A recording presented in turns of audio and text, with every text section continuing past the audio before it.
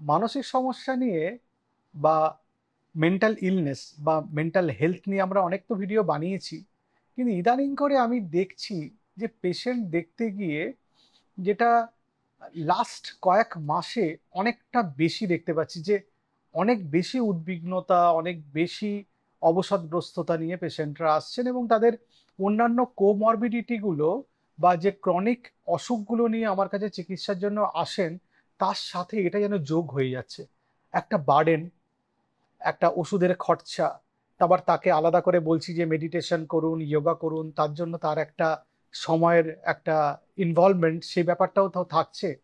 এবং আমার মনে হলো যে উদ্বিগ্নতা নিয়ে একটা স্পেশাল ভিডিও আপনাদের জন্য করা আমার দরকার। নমস্কার, আমার নাম ডক্টর এস এ মল্লিক, আমি একজন ফিজিশিয়ান। আজকে উদ্বিগ্নতা নিয়ে কথা বলবো। তো উদ্বিগ্নতা তো সবারই হয়। এই যে আপনার বাড়িতে যে সকালবেলা ঘুম থেকে আপনি উঠে শুনলেন যে আপনার বাড়িতে যিনি কাজ করেন ডোমেস্টিক হেল্প, তিনি আসবেন না, সঙ্গে সঙ্গে আপনার উদ্বিগ্নতা শুরু হয়ে যায় যে সারাদিন কাজটা তাহলে কি করে হবে, কি করে আপনি সবকিছু ম্যানেজ করবেন ইত্যাদি। কিন্তু এই উদ্বিগ্নতা আর অ্যাংজাইটি ডিসঅর্ডারের মধ্যে তফাৎ আছে।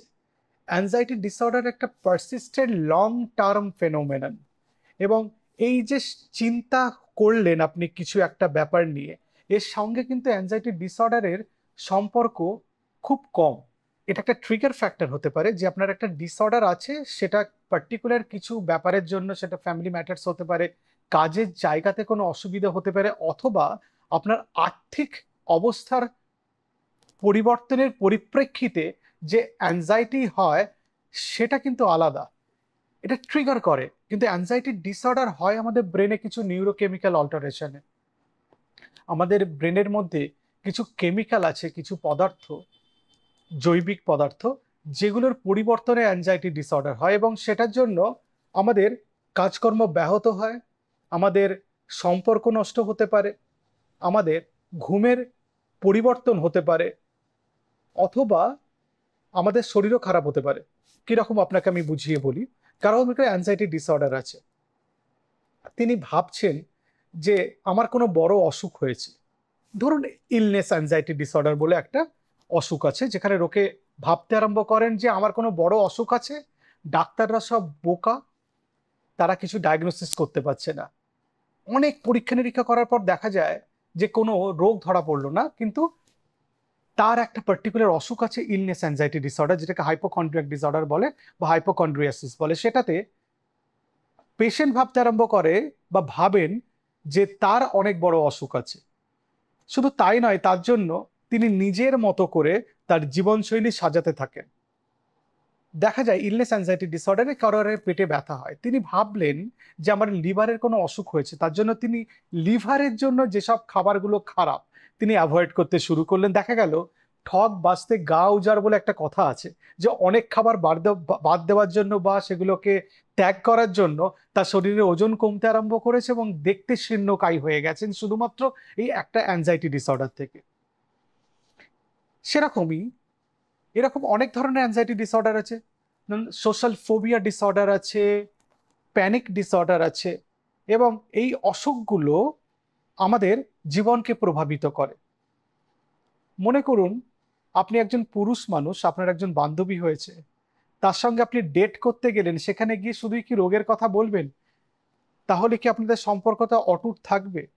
বা আপনি নতুন বিয়ে করেছেন, বিয়ে করার পরে কোনো মুভি দেখতে না গিয়ে যে সময়টাতে আপনি ছুটিতে আছেন, সেই সময়টা আপনি রোগ নিয়ে রিসার্চ করছেন সারাদিন, তাহলে কি আপনাদের সম্পর্কটা খুব ভালো জায়গায় থাকতে পারবে?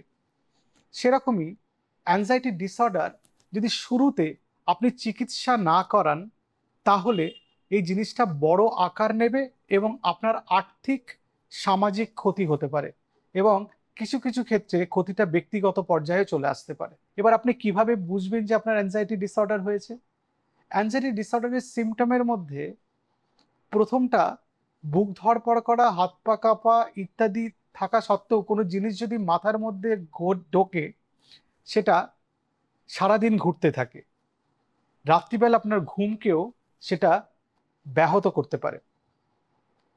শুধু তাই না, অনেকে গলার কাছে কিছু আটকে থাকে বলেন, খুব কমন সিমটম নিয়ে পেশেন্টরা আমাদের কাছে আসেন, তো গলার কাছে কি একটা আটকে আছে, টর্চ মেরে দেখলাম কিছু পেলাম না, তারপরে কিছু পরীক্ষা করতে দিলাম সেখানেও কিছু পেলাম না, আরো কিছু অ্যাডভান্স পরীক্ষা করার পর দেখা গেল কিছুই নেই, এটা একটা অ্যাংজাইটি ডিসঅর্ডারের সিমটম। অথবা বুকের বাঁদিকে চাপা ব্যথা এবং হার্টের এবং ফুসফুসের এবং আরো কিছু পরীক্ষা করার পর দেখা গেল যেটা একটা অ্যাংজাইটি ডিসঅর্ডার। অথবা পেটটা ফুলে থাকা, অথবা পেটের মধ্যে একটা ব্যথা, অথবা কেউ কেউ বলেন যে পিঠে ব্যথা, বুকে ব্যথা, মাথায় ব্যথা, মাথা টলমল করছে, মাথা ঘুরছে, ঘুম হয় না, খিদে হয় না, এরকম পলিসোম্যাটিক সিমটমস নিয়ে আমাদের কাছে আসেন। তখন আমরা ডায়াগনোসিস করি এটা একটা অ্যাংজাইটি ডিসঅর্ডার হতে পারে।